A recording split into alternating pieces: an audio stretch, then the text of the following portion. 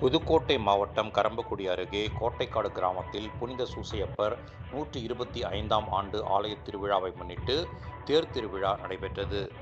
இதில் ஜாதி மத இன பாகுபாடின்றி திரளானோர் பங்கேற்று தேரின் வடம் பிடித்து இழுத்துச் சென்றனர்.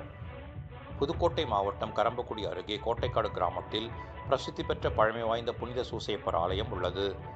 இந்த ஆலயத்தின் 125ஆம் ஆண்டு திருவிழா கடந்த 3ஆம் தேதி கொடியேற்றத்துடன் தொடங்கியது.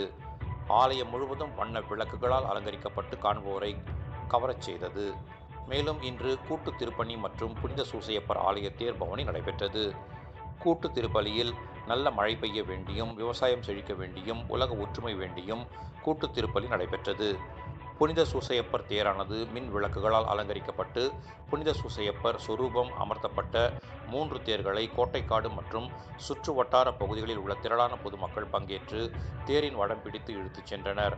இந்த தேரானது இரவு 10 மணிக்கு தொடங்கி கிராமத்தின் முக்கிய வீதிகள் வழியாக விடிய விடிய பவனி வந்தது.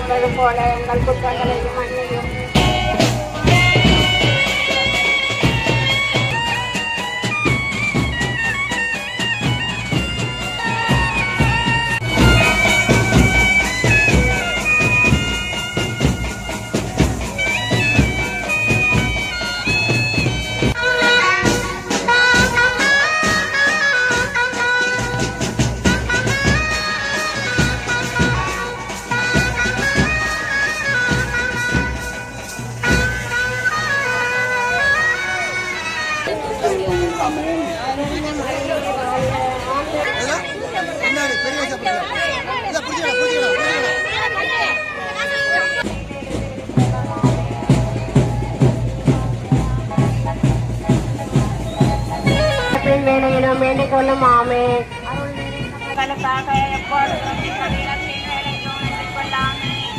ஆண்டிருந்த மரியை வாழ்க, ஆண்டவன்